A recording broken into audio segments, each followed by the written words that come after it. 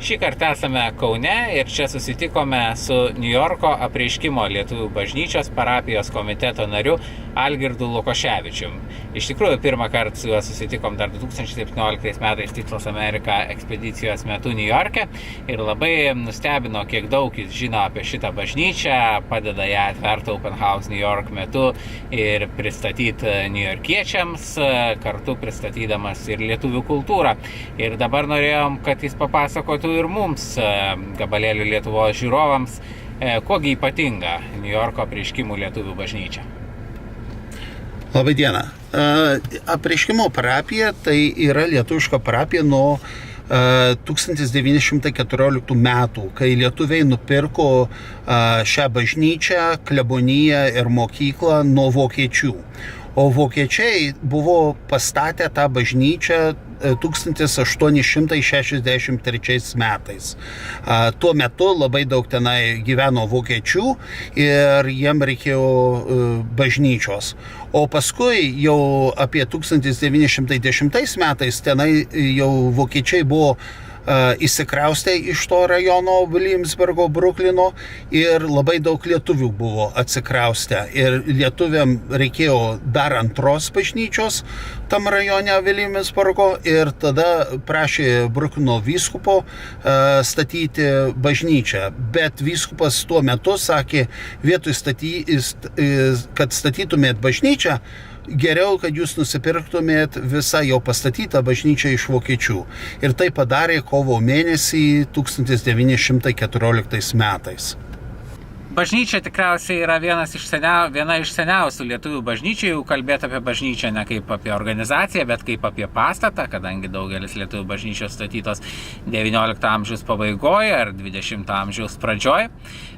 Tačiau ši bažnyčia nėra tokia, kaip ją pastatė vokiečiai.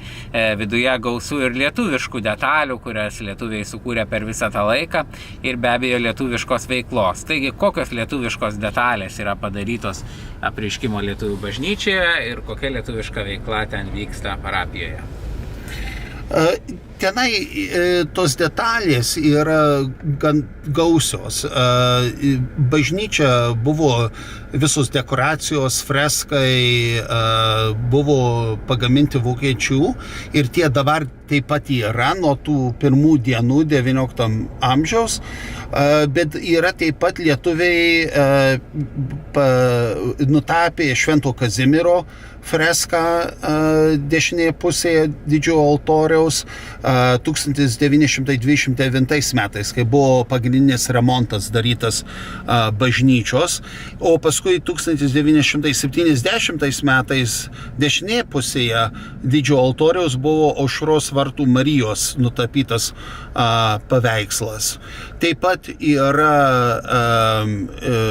lietuviškų motyvų, drabužių liturginių, taip pat yra lietuviškas koplytstulpis priešais bažnyčią pastatytas ir taip pat lietuviškas kryžius, katras yra suremontuotas ir pastatytas priešais bažnyčią taip pat.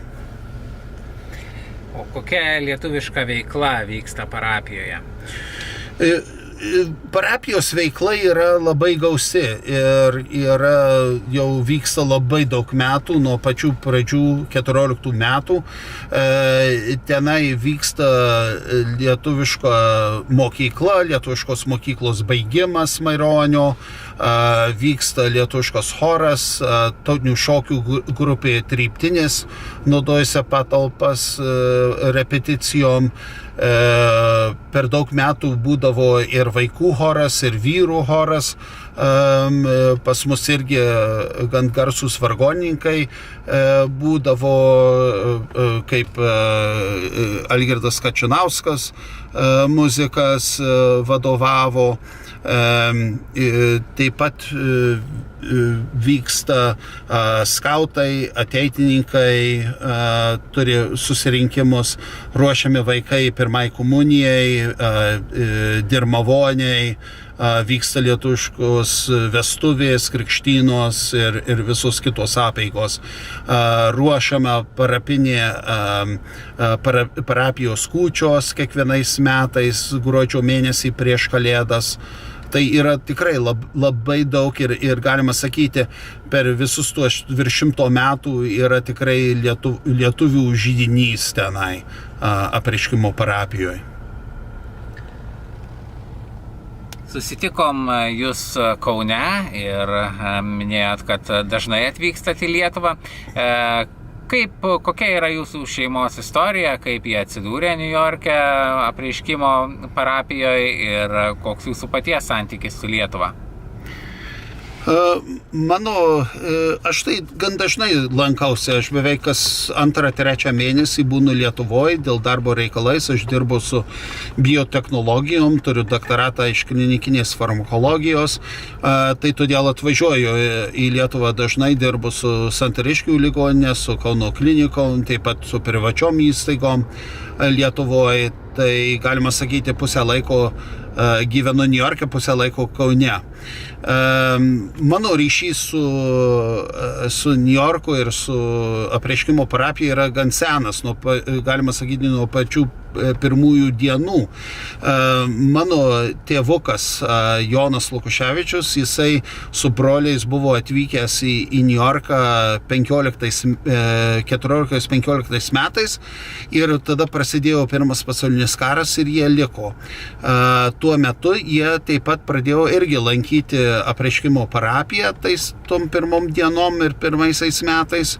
Ir paskui, kai grįžo į Lietuvą po Pirmo pasaulinio karo, sukūrė šeimas ir kai Antras pasaulinis karas išpuolė juos, tai mano tėvukas su savo šeima, su mano tėvu, su mano teta irgi pasitraukė į vakarus 44 metais ir paskui 50 metais atvyko į Ameriką ir apsigyveno Niujorke, kur aš gimiau ir buvau krikštytas apreiškimo parapijoje ir taip pat ir toliau pradėjau dalyvauti lietuviškoje veikloje apreiškime. Labai dėkui, iš tikrųjų labai džiugu girdėti, kad va taip karta iš kartos lietuvių bažnyčioje veikla tęsiasi ir ją tęsia ne tik tai atvykstantys galbūt nauji lietuviai iš Lietuvos, kuriems dar tai yra vienintelė gimtoji kalba, bet taip pat ir senųjų Amerikos lietuvių palikuonys ir kartu išlaiko ryšį su Lietuva. Taip kad tikiu, kad tiek jūs, tiek apreiškimo parapija, kur beje bažnyčia neseniai suremontuota buvo, yra puikus pavyzdys ir viliuosi, kad gyvuos toliau.